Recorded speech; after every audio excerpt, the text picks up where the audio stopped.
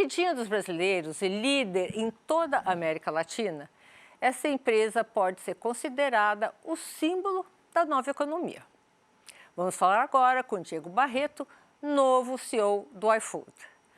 Oi, Diego. Oi, Sônia, obrigado pelo convite. É um prazer tê-lo aqui de novo, né? Gente, faz 3 meses que ele assumiu como presidente da iFood. Eu já entrevistei ele antes e estamos conversando com ele de novo. O que mudou, Diego? Sônia, mudou muito pouco. E toda vez que alguém pergunta isso, às vezes num papo assim, a pessoa fala, mas como assim mudou muito pouco? Mas eu gosto de dizer isso para poder ficar claro como as coisas lá dentro do iFood acontecem, né? Apesar de ser uma empresa muito dinâmica, super ágil, a realidade é que eu estou lá há 8 anos, a empresa vai muito bem. A minha relação com o Fabrício, que agora é presidente do conselho e CEO da Prozos... Agora ele pode passear, né? Está trabalhando muito mais, viu? Há uma relação de muito tempo, de muita confiança. A maioria das pessoas dentro do iFood, na liderança, estão lá há bastante tempo. Então, você me fala, qual é a grande... Não é que eu estou chegando numa empresa nova ou numa empresa que está com problema. Enfim, então as coisas estão fluindo.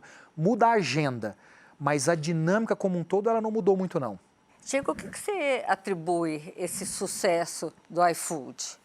Sônia, acho que tem 2 elementos principais. O elemento número 1 é cultura. O iFood tem uma cultura muito clara que é inegociável.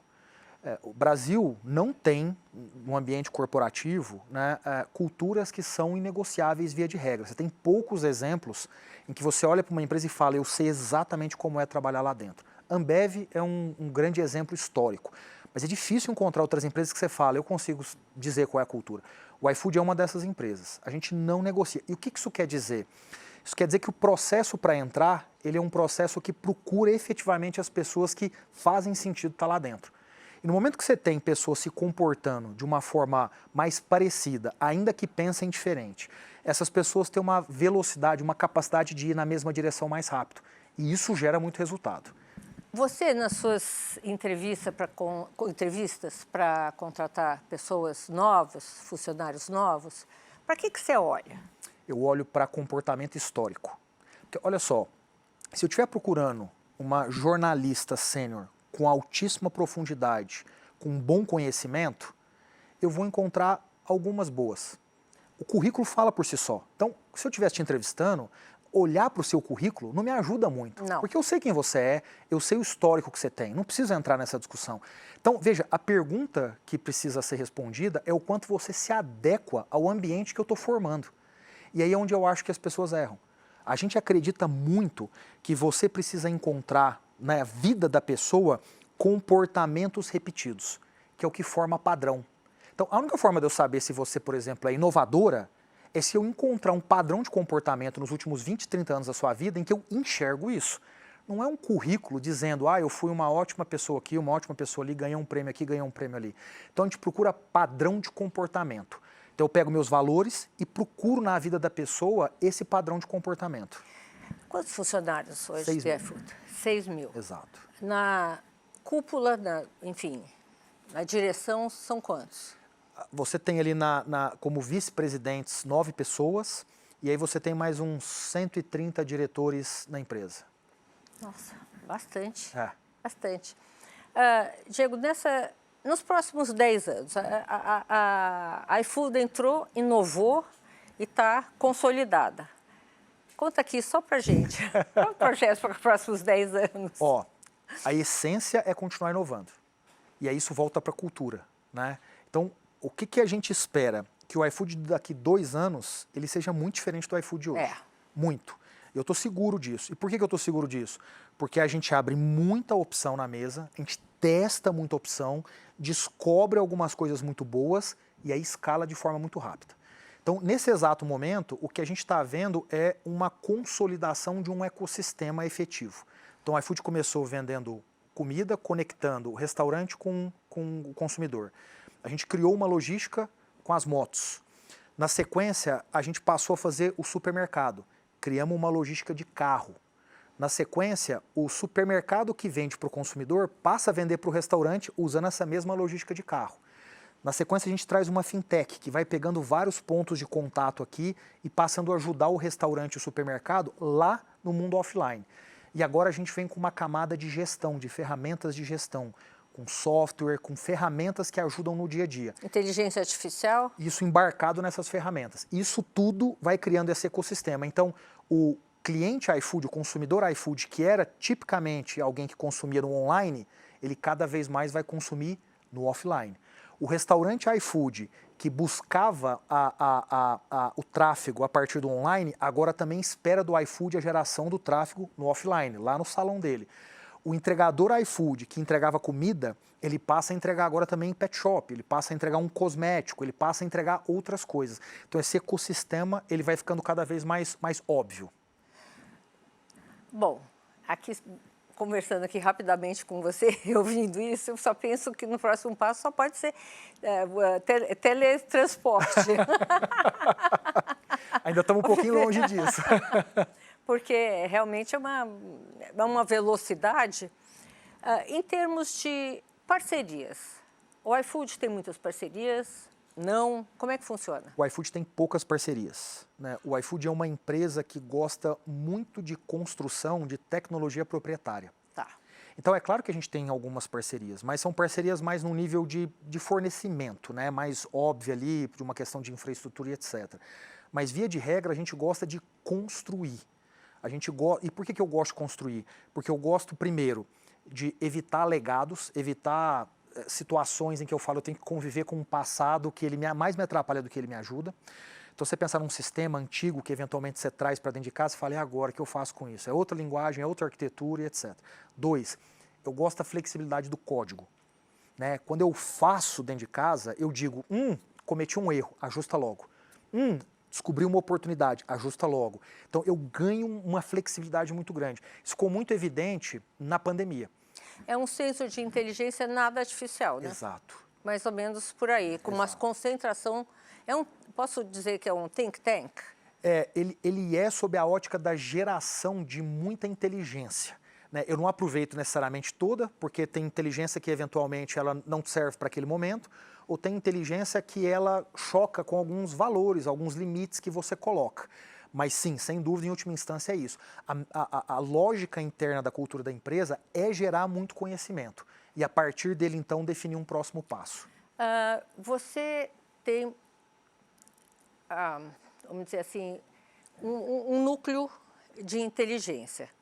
Dentro desse núcleo, sei lá, saem ideias que podem não serem relacionadas ao iFood, uma diversificação do processo que vocês estão vivendo, produtos novos, coisas novas. Vocês estão olhando para isso de alguma maneira? Então, a nossa lógica, a gente no iFood não acredita que tem alguém mais inteligente que o outro.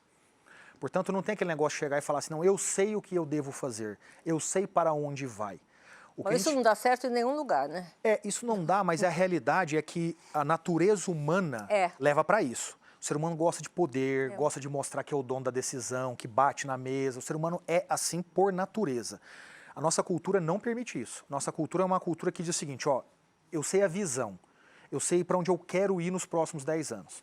Então, à medida que eu vou para lá, eu pego os meus ativos que eu tenho hoje, diversos ativos, e a gente testa muita coisa. Ativos são pessoas. É tudo. É o conhecimento que eu tenho, é a minha plataforma logística, é uma base de 55 milhões de clientes que consomem constantemente na plataforma, é a lógica logística que a gente tem, são 150 modelos de inteligência artificial proprietários que a gente tem e por aí vai. Então eu pego tudo isso e deixo isso muito aberto dentro da empresa. Isso é tudo acessível para 6 mil pessoas que trabalham lá.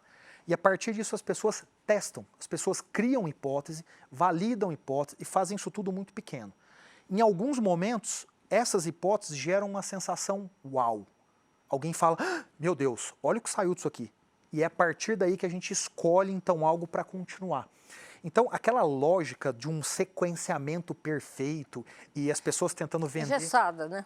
Aquela lógica das pessoas venderem uma estratégia que foi toda pensada e criada, lá dentro do iFood não funciona assim. Então, seria um engessamento, Total, né? Mas, de novo, é assim que a natureza humana prefere dizer que é. É muito mais fácil para mim me vender como uma pessoa que, não, eu sou o planejado e eu sei para onde está indo, do que eu me vender do outro jeito.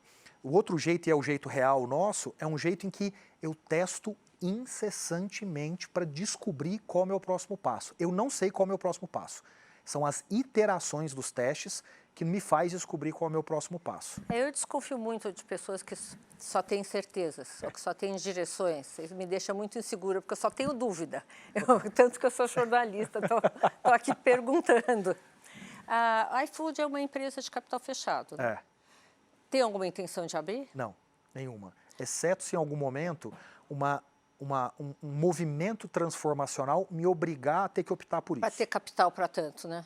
Eu diria assim, capital para nós não é um problema, né? Vocês são endividados? Não, zero dívida o iFood tem. O nosso grande ponto aqui é que em algum momento um movimento transformacional possa fazer com que a outra parte diga, não, para que isso aconteça eu quero o quê? E aí talvez essa tenha que ser uma opção. Então, exceto isso... E quem seria a outra parte? Eu diria que hoje não tem ninguém muito no radar nosso, não. O iFood não é uma empresa de grandes M&As e de muitos M&As, porque a gente gosta de construir muito dentro. Isso pode acontecer, faz parte de decisões, mas não é esse o nosso DNA. O nosso DNA é de construção mais interna. Por isso que eu nem considero muito essa hipótese. A hipótese é continuar uma empresa fechada. Dentro dessa hipótese de empresa fechada, vocês são fechados, mas vocês olham para o que está acontecendo em volta. Sem dúvida. O que vocês oferecem mais hoje do que a concorrência, na sua cabeça? Olha, eu ofereço tudo. E falo isso, e assim, não é para mim aqui, não é uma resposta clichê. Eu sei. Os números mostram isso, né? O iFood tem a marca mais amada do Brasil pelo 2º ano consecutivo, e é um negócio difícil, hein?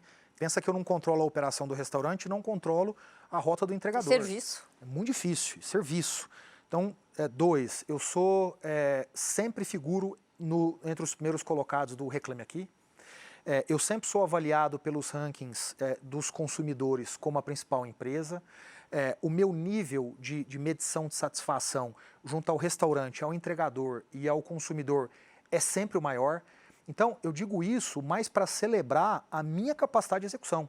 Eu sou uma empresa que inova muito, mas eu tenho um lado da minha ambidestria, que é uma empresa que executa e busca excelência operacional. Inovar muito implica em perder um pouco da qualidade no começo. Controle. Eu tenho excelência operacional na sequência. Então, eu ofereço como casar muito. essas duas coisas? Eu preciso de pessoas que sejam assim. Então, qual o grande ponto? Quando eu pego um currículo, eu falo, nossa, olha que currículo maravilhoso desta jornalista. Mas se eu trago essa jornalista e ela tem só um lado dessa face, o que acontece ao longo do tempo? Eu passo a ter algo capenga, porque eu preciso das duas. Eu preciso de pessoas que tenham a flexibilidade mental de entender que quando você inova, você baixa algumas réguas e aumenta algumas velocidades, mas, por outro lado, no momento certo, ela sobe réguas e reduz velocidade. Essa ambidestria... Você não bater na parede. Vem do ser humano, vem do comportamento humano. Então, eu preciso de pessoas que, independente do seu currículo, elas tenham essa capacidade. Você se considera um maestro? Eu me considero um líder contextual. O contexto muda e você precisa se adequar. Eventualmente, isso implica um pouco em maestria. Em alguns momentos, isso implica um pouco em você ter as rédeas mais fortes e direcionar com um pouco mais de força. Você pode aumentar um pouco o som aqui, abaixar ali um pouco. Exato. Você ir calibrando, né? Exato. Eu acredito muito nessa capacidade que o ser humano tem que ter de entender o contexto. Pessoas que não entendem contextos são pessoas marcadas por fases. E aí, quando você é marcado por fase, você não tem perpetuidade. Né? Então, quando eu vejo alguém assim, não, trouxemos tal pessoa porque ele é o mestre das empresas que estão com problemas financeiros. Pô, mas então quando as empresas não estão com problema financeiro, ele é o quê então? Então eu acredito na capacidade de adquirir conhecimento e de contextualmente usar esse conhecimento e o comportamento para poder fazer o que é preciso para a empresa. Você fazendo essa descrição, eu sinto assim como se fosse uma coisa móvel andando, se adaptando, ficando mais fina, mais gorda, mais magra, e isso tudo simultaneamente. Que é uma coisa muito difícil.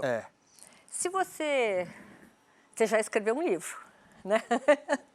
Se você fosse escrever um livro sobre esse assunto, como você manter o ânimo das pessoas, manter a liderança, ser respeitado, saber, enfim, dosar esse instrumento ou esse instrumento, como que você descreveria hoje sua situação como presidente?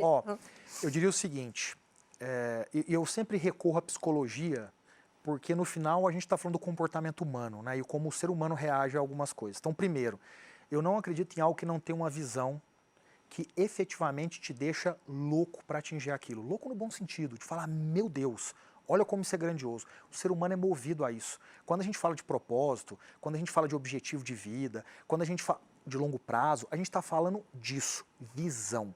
E isso move o ser humano e está comprovado. Que faz teu olho brilhar, né? Na ciência, não preciso falar muito sobre isso. 2, transparência.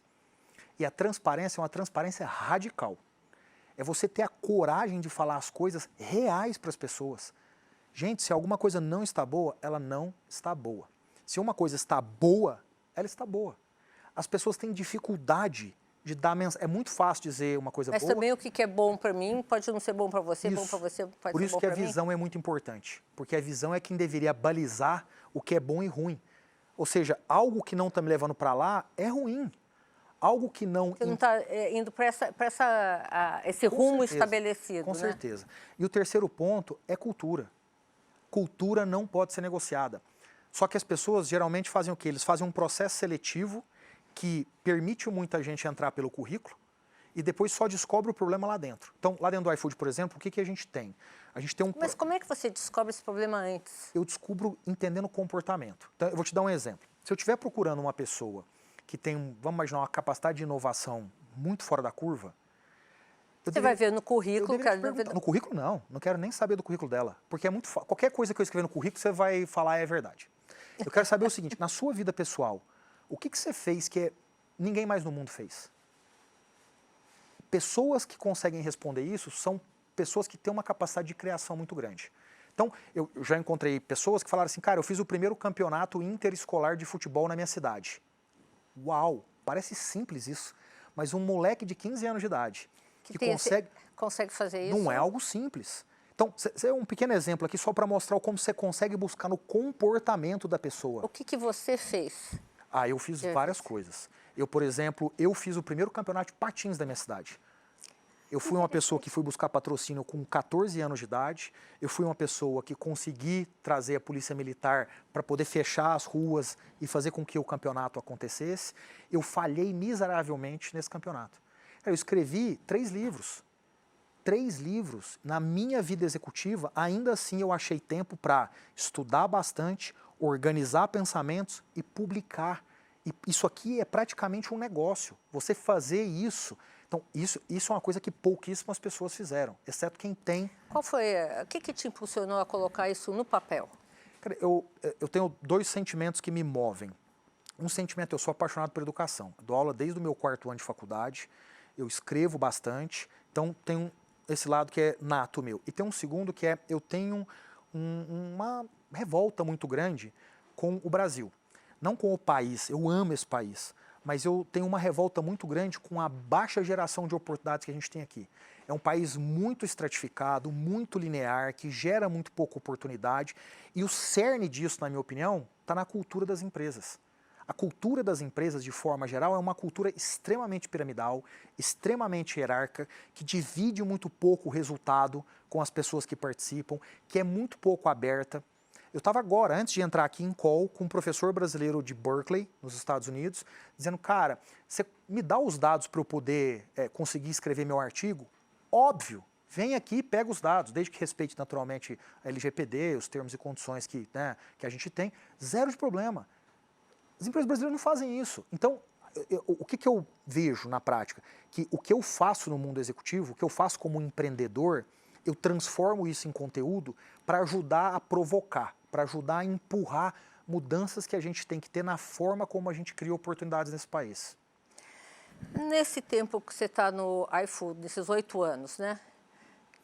O que você destacaria do que você fez? A mudança. Assim, o iFood ele é completamente diferente de 2 em 2 anos. E por que isso é tão diferente? Porque eu não vi isso acontecer em todo o restante da minha carreira antes. E a maioria das pessoas com quem eu converso não falam isso.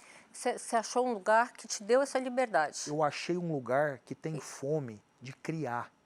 Veja, toda vez que o iFood cresce um pouco mais, a competição fica maior, todo mundo tenta trazer um serviço melhor. Toda vez que o iFood cresce um pouco mais, tem um empreendedor pequeno, um comerciante pequeno, que é base dos nossos restaurantes, é de pessoas pequenas, que tem ali uma tapioqueria, tem ali um restaurantezinho.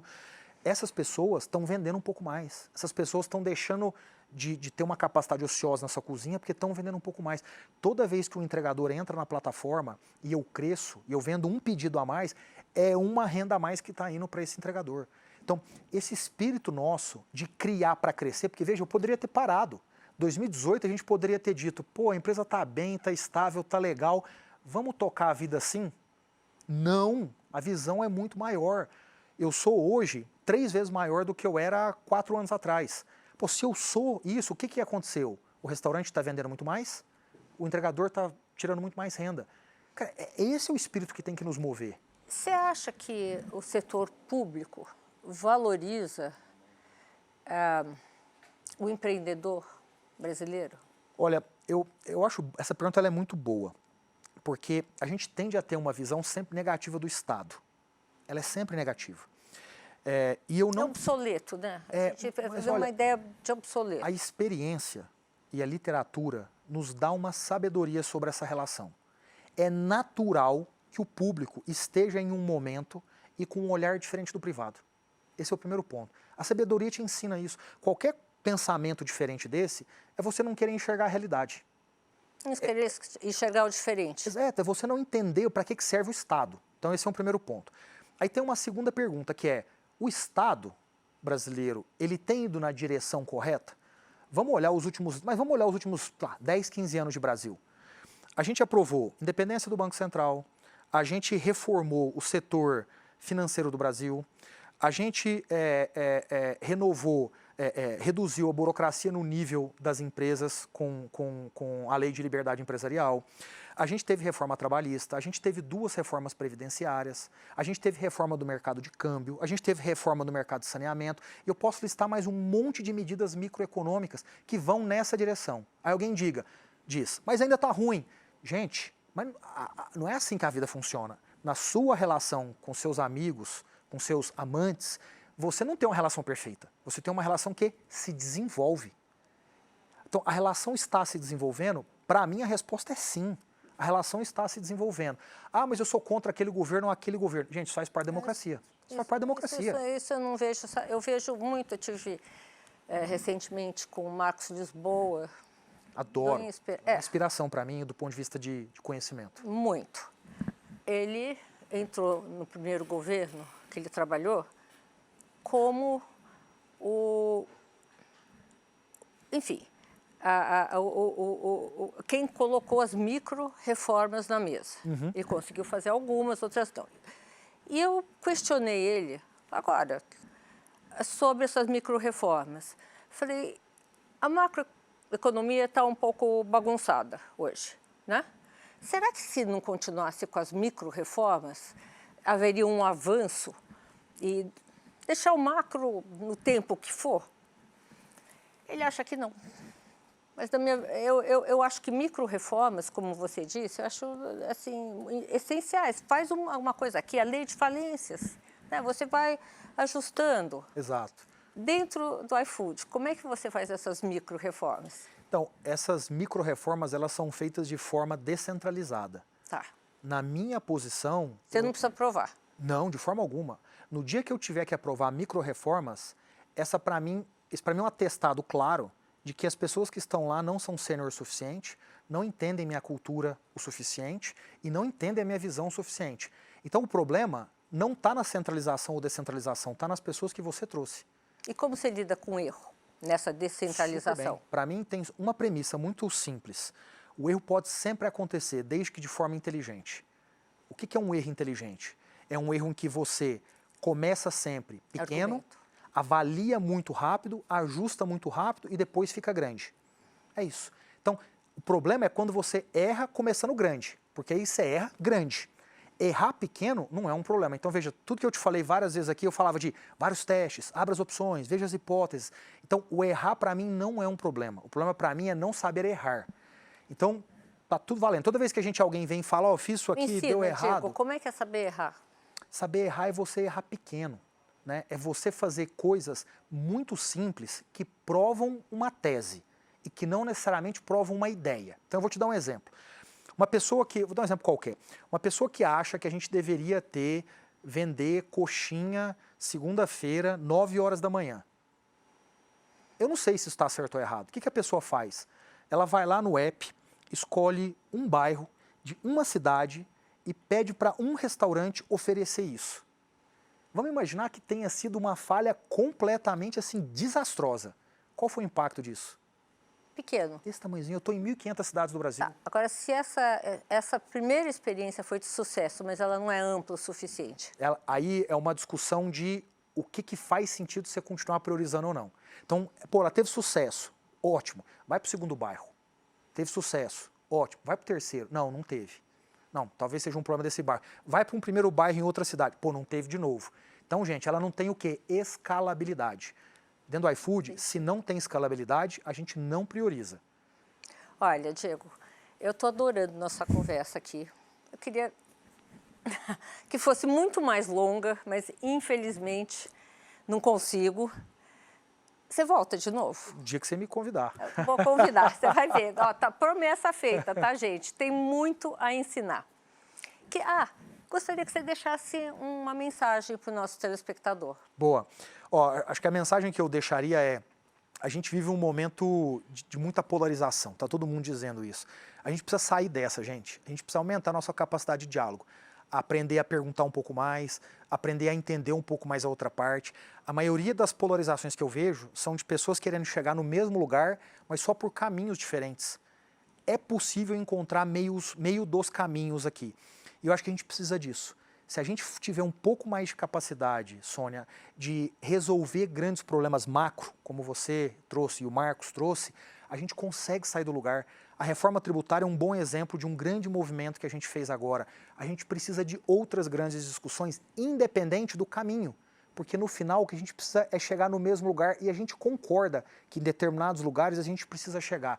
Vamos dialogar um pouco mais, vamos dar um passinho para trás, ser um pouco mais humilde. Isso não serve só para o Brasil, né? Para todo serve pelo mundo. O mundo, né? É isso. Tá difícil. Gente, o programa de hoje está terminando. Obrigada pela companhia e até semana que vem, aqui na Band News TV.